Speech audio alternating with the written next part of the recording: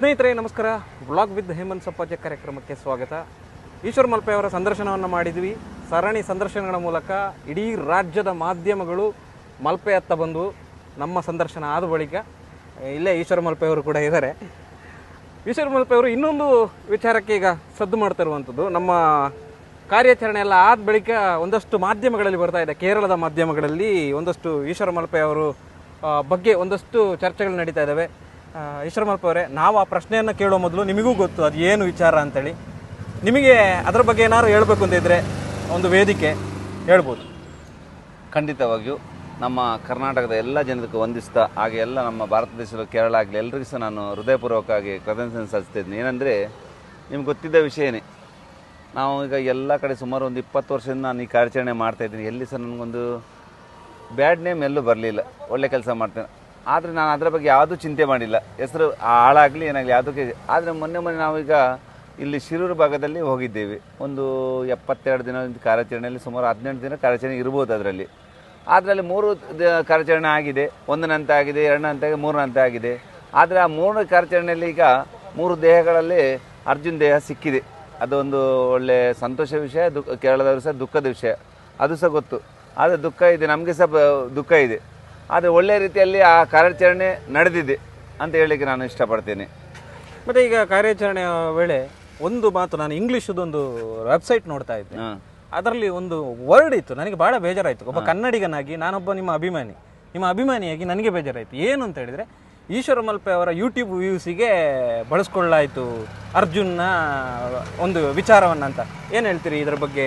ನೋಡಿ, ಎಲ್ಲ ಸ್ನೇಹಿತರಿಗೆ ಸಹ ನಾನು ಕೇರಳದಲ್ಲೂ ಸಹ ಹೇಳ್ತೇನೆ, ನನ್ನ ಯೂಟ್ಯೂಬ್ ಚಾನಲ್ ಶುರುವಾಗಿದ್ದು 1 ವರ್ಷದಲ್ಲಿ.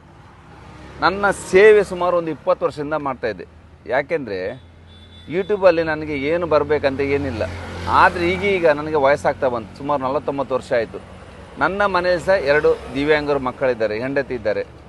ನಾಳೆ ನನಗೆ ಏನಾದರೂ ನೀರಲ್ಲಿ ಏನಾದರೂ ಹೆಚ್ಚು ಕಮ್ಮಿ ಆದರೆ ಅದಕ್ಕೊಂದು ಜನಗಳ ಒಂದು ಆರೈಕೆ ಇರ್ತದೆ. ಪ್ರತಿಯೊಂದು ನನಗೆ ಸಹ ಈಗ ನಾನು ಏನು ಮಾಡ್ತೇನೆ ಕೆಲಸ, ಅದನ್ನು ದಿಟ್ಟ ನೇರವಾಗಿ ತೋರಿಸೋದು, ಒಂದು ಪಾರದರ್ಶಕವಾಗಿ.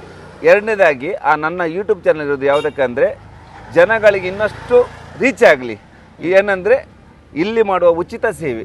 ಯಾರಾದರೂ ಈಗ ಇವತ್ತು ಮಲ್ಪೆಯಲ್ಲಿ ಏನಾದರೂ ಅವಘಡ ಆಯಿತು, ನಾಳೆ ಶಿರೂರು ಭಾಗದಲ್ಲಿ ಆಯಿತು, ನಾಳೆ ಕೋಲಾರಲ್ಲಿ ಆಯಿತು, ನನ್ನ ಯೂಟ್ಯೂಬ್ ಚಾನಲ್ನಿಂದ ಯಾರಾದರೂ ಅವಘಡ ಆಗಿ ನೀರು ಮುಳುಗಿದ್ರೆ ಆ ಜಾಗಕ್ಕೆ ಪ್ರಪ್ರಥಮವಾಗಿ ಉಚಿತವಾಗಿ ಹೋಗ್ಲಿಕ್ಕೆ ಆಗುತ್ತೆ.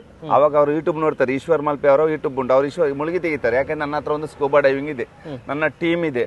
ಆ ಜಾಗಕ್ಕೆ ಹೋಗಿ ಉಚಿತವಾಗಿ ಆ ದೇಹ ತೆಗಿಬೋದಲ್ಲ, ಅದಕ್ಕೊಂದು ಸದ್ಗತಿ ಆಗುತ್ತಲ್ಲ, ಆ ಮನೆಯವರ ಒಂದು ಕಣ್ಣೀರು ಒರೆಸ್ಲಿಕ್ಕೆ ನನಗೆ ಅದು ಆ ಶಕ್ತಿ ದೇವರಲ್ಲಿ ಪ್ರಾರ್ಥನೆ ಮಾಡಿ ಕೇಳ್ಬೋದು. ಯಾಕಂದರೆ ಅವರ ಕಷ್ಟದಲ್ಲಿ ನಾವು ಭಾಗಿಯಾಗ್ಬೋದು ಅಂತ ನಾವು ಒಂದು ಯೂಟ್ಯೂಬ್ ಚಾನಲ್ ಮಾಡಿದ್ದು, ಅದು ಸಹ ನಾನು ಉಚಿತವಾಗಿ ಮಾಡೋದು. ಅದನ್ನು ಈಗ ಕೆಲವರು ರಾಂಗ್ ಆಗಿ ಇಂಟರ್ಪ್ರಿಟ್ ಮಾಡ್ತಾ ಇದ್ದಾರೆ, ಅವರ ಸ್ವಾರ್ಥಕ್ಕೆ ಇರಬಹುದು.